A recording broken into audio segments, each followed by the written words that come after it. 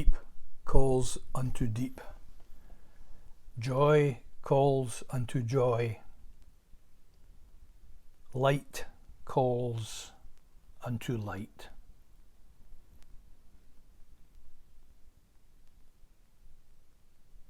Companion on the road, voice in the night, here we are, gathered from all parts to listen. May our ears be opened, our whole being, that we may become a listening presence to each other,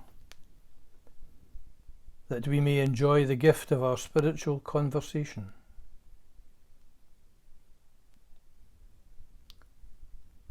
May we have the generosity to listen with openness.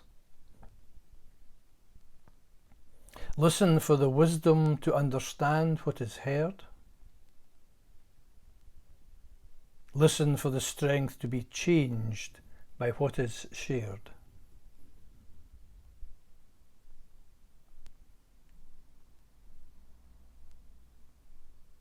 Listen for the listening that never judges. Listen for the curiosity of a child.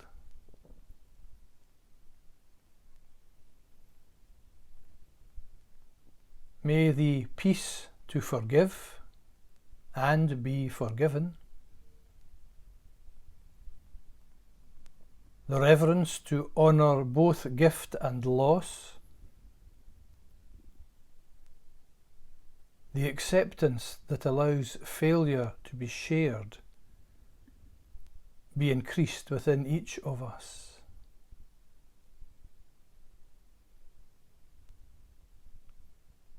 May the prudence to know when not to speak, the surrender that treasures silence after word, be refined in each of us.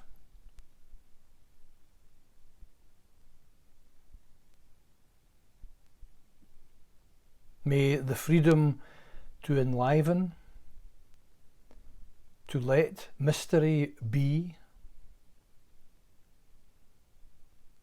the joy to celebrate new discovery, the readiness for laughter when it rises, radiate from each of us. And may the grace to listen with humble love imbue our very being. Amen.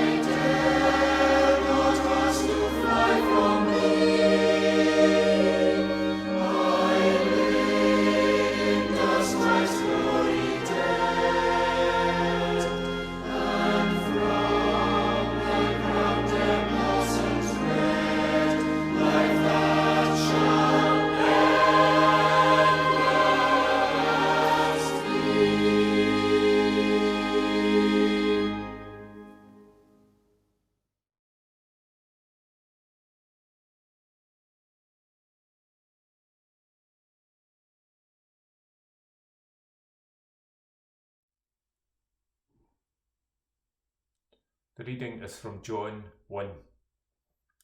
In the beginning there was the Word. The Word was in God's presence, and the Word was God. The Word was present to God from the beginning. Through the Word all things came into being. And apart from the Word nothing came into being that has come into being. In the Word was life. That life was humanity's light. A light that shines in the darkness, a light that the darkness has never overtaken. Then came one called John, sent as an envoy from God, who came as a witness to testify about the light, so that through his testimony everyone might believe. He himself wasn't the light. He only came to testify about the light, the true light that illuminates all humankind. The Word was coming into the world, was in the world, and though the world was made through the world didn't recognise it. Though the Word came to its own realm, the Word's own people didn't accept it. Yet anyone who did accept the Word, who believed in the name, were empowered to become children of God.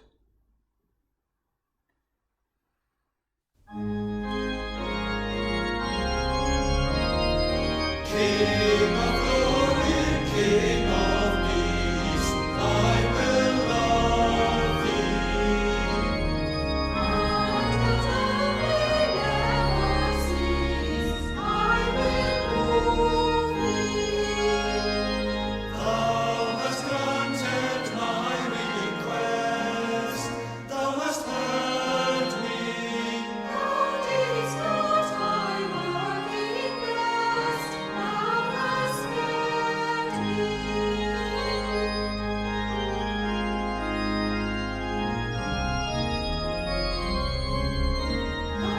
Ever with my heart, O Lord, I will sing thee. And the cream of all my heart I will bring thee. Though my sins against me cried, thou didst hear me. And Lord, when they replied, thou didst hear me. Send days not one in 7, I will praise thee. In my heart, though not in heaven, I can raise thee. Small it is in this good sort to enroll thee in eternity's too short to extol thee, to extol thee.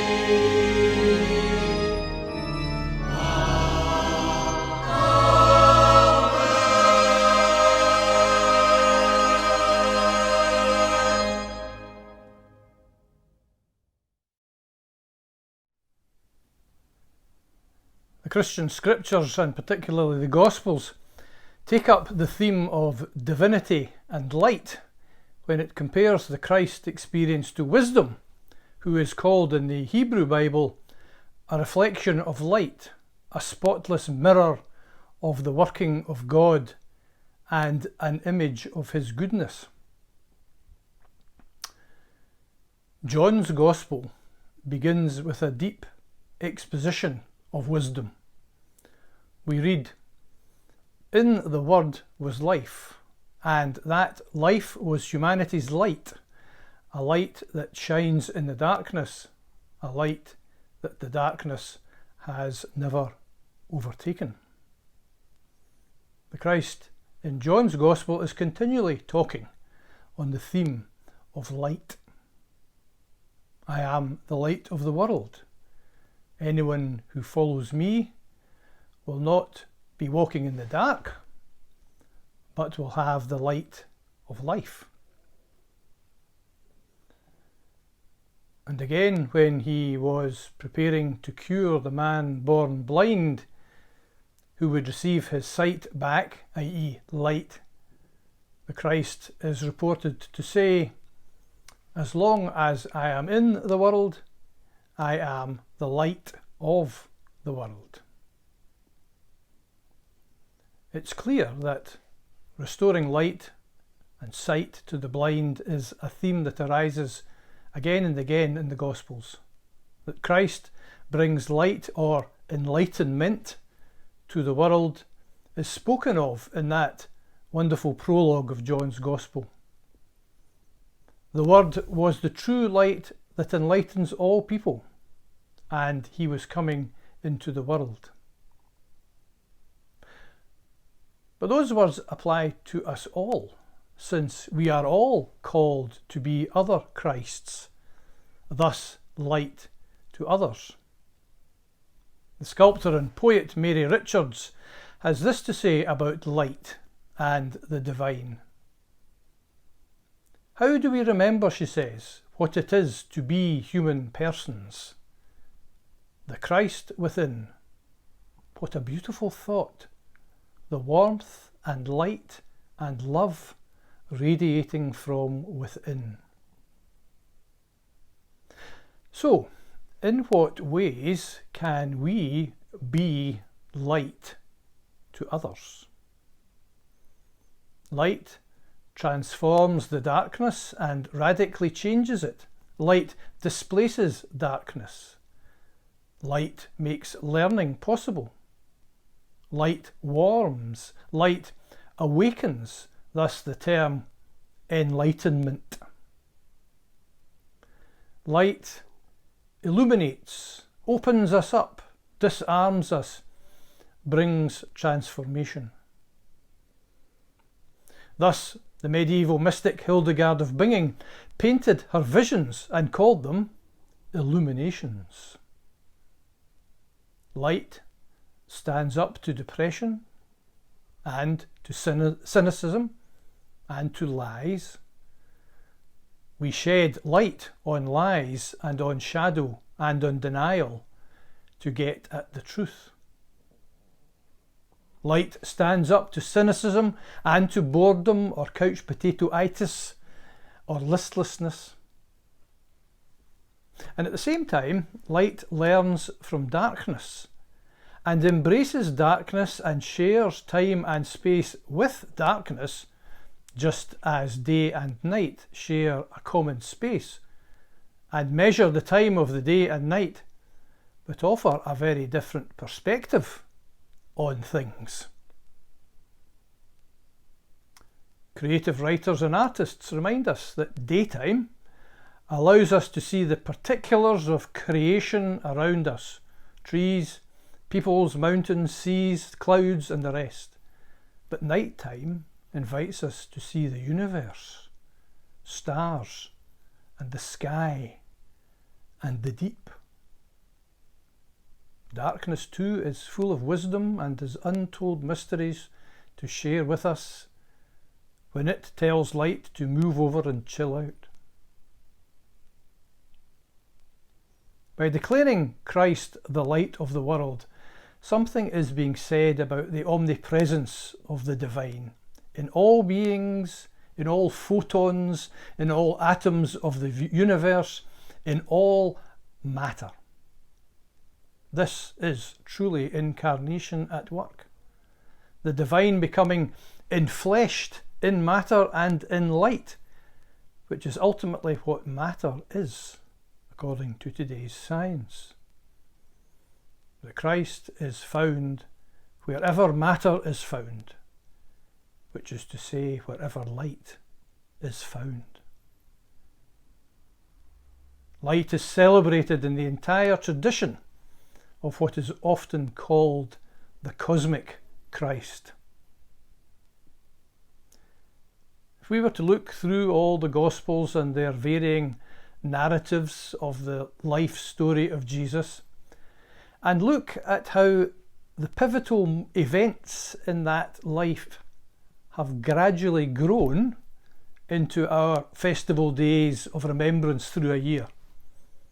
John 1, as we heard, the Nativity, the Baptism, the Transfiguration. Matthew 25, which reveals how all the naked, poor, hungry are other Christs and therefore light-bearing beings. The Crucifixion, the Resurrection, Ascension, Pentecost. Light plays a crucial role in all of these transformational stories and events. It is deeply embedded in the gospel teachings and employed in liturgies for these special days in our church calendar. All of it is urging us to keep light alive. Light moves, it waxes and wanes, recedes and returns. It comes and it goes with the seasons and the weather and the time of day. We welcome its return. We need it deep, deep down. We need the light. Light is warm, it is fire, it is needed. The phrase light of the world implies lots and lots of light, for the world is a vast and ever expanding place, and light beams in every atom in the universe. The last word goes to Hildegard of Bingen, who celebrates life when she declares, "All creation is gifted with the ecstasy of God's light." Bless the Lord, my soul, and bless his holy name. Bless the Lord, my soul. He rescues me from death.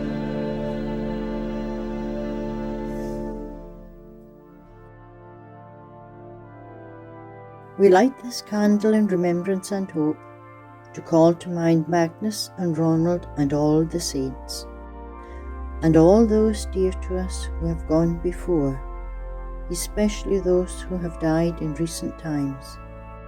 And as a sign of hope to future generations as yet unborn, Jesus said, "I am the light of the world.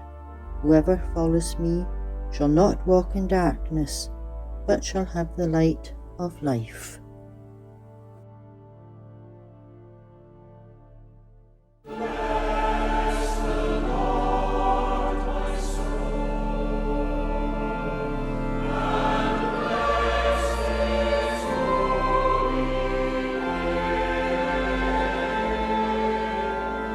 Bless the Lord, my soul.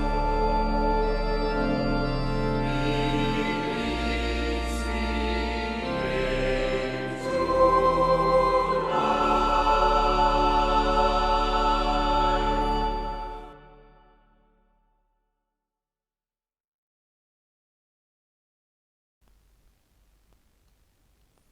A prayer. Let us affirm our connection to all people.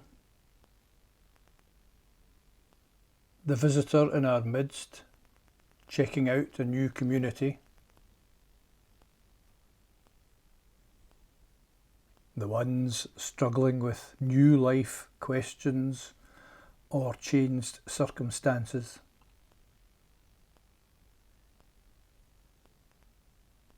Those whose relationships are changing or ending.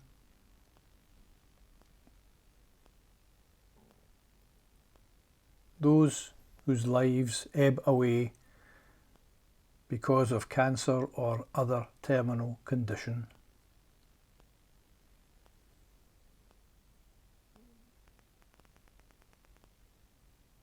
The caregivers steadfast and patient. The children in classrooms, those who reside in ease and those anxious and fretful.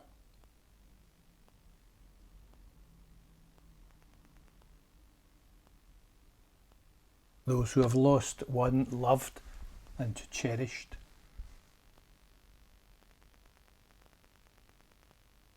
The unemployed or underemployed.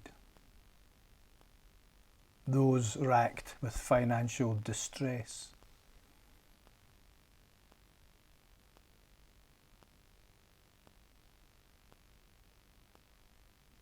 And what about others?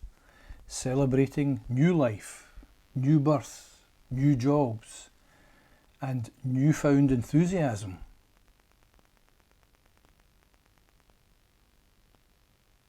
Let us connect through thought, cares, intentions to our fellow travellers, our far-flung and nearby family members and friends.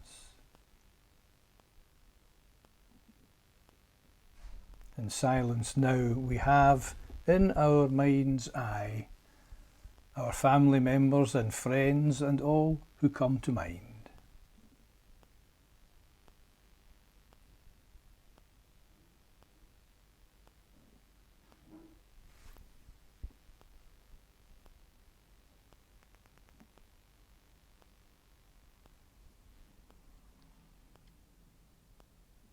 We surround them with love, thoughts, care and hope. Amen.